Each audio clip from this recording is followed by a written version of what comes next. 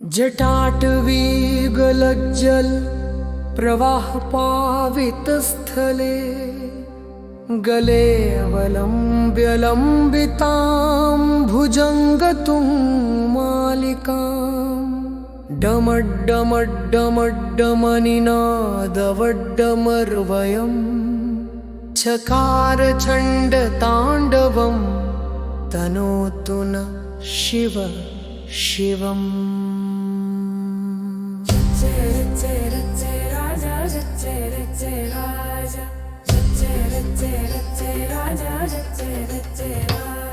जटाकटाह संभ्रम भ्रमन्निलिम्प निर्झरी विलोलवी चिवल्लरी विराजमान मूर्धनि धग धगत् धगज्ज्वलल्ललाट पट्ट पावके किशोर चंद्रशेखरे रति प्रतिक्षणं मम धराधरेन्द्र नंदिनी विलास बंधु बंधुर स्फुरदृगंत संतति प्रमोदमान मानसे कृपा कटाक्षधारणी निरुद्ध दुर्धरापदि कवचिद् विगंबरे मनो विनोद में तु वस्तुनि।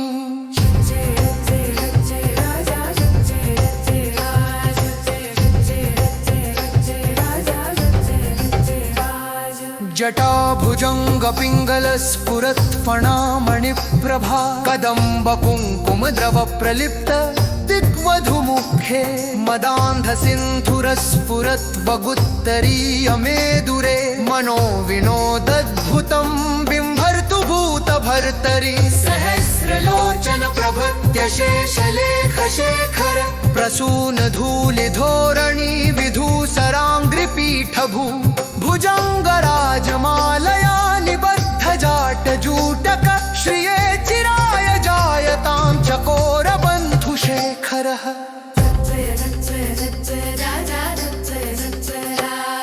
ललाट चत्वरज्ज्वलद्धनञ्जय स्फुरिग्भा निपीत पञ्चसायकं निमन्निलिम्पनायं सुधामयूखलेखया विराजमान शेखरं महाकपालि सम्पदे शिरोजयालमस्तु नः करालभालपट्टिका धगज्ज्वल खनञ्जयाधरीकृत प्रचण्ड पञ्चसायके धराधरेन्द्र नन्दिनी कुचाग्र चित्रपत्रक प्रकल्पनैक शिल्पिनि त्रिलोचने मतिर्ममः।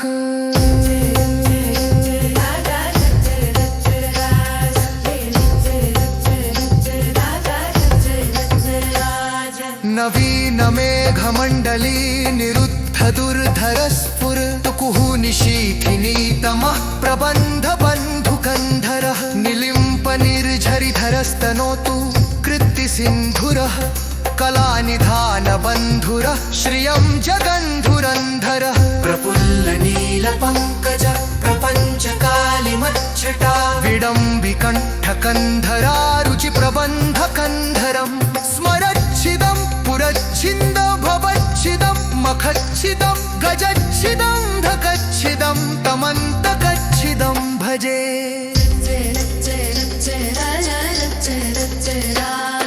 अगर्व सर्व मंगला कला कदम्ब मंजरी रस प्रवाह माधुरी विजृंभणा मधुत्रकं स्मरान्तकं पुरातकं भवन्तकं मखान्तकं गजान्तकान्तकान्तकं तमन्तकान्तकं भजे।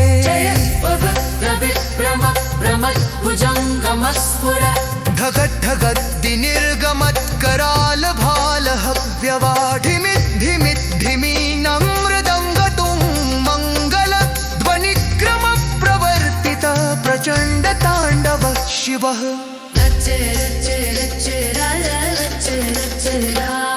ग्रशद्विचित्रतल्पयोर्भुजाङ्गमौक्तिकमस्रजो गरिष्ठरत्नलोष्टयो सुहृद्विपक्षपक्षयोः तृणारविन्दचक्षुषोः प्रजामही महेन्द्रयोः समं प्रवर्तयन् मनः कदा सदा शिवं भजे। कदा निलिम्प निर्झरी निकुजकोटरे वसन् विमुक्त दुर्मतिः सदा शिरस्थमञ्जलिं वहन् विमुक्त लोललोचनो ललाम भाललग्नकः नमस्याम्यहम्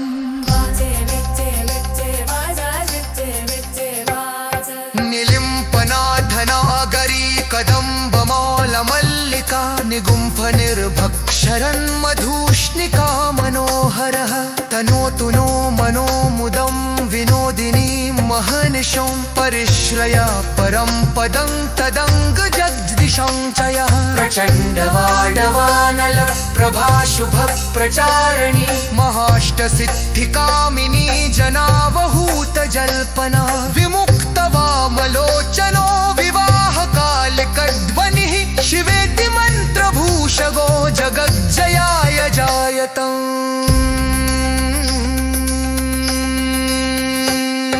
तिमुं हि नित्यमेव मुक्तमुक्तमोत्कमं स्तमं पठित् स्मरन् ब्रुवन्नरो विशुद्धमेति सन्ततं हरे गुलोऽसु भक्तिमाशु याति मान्नथा कवि विमोहनं हि देहनातु शङ्करस्य चिन्तनम्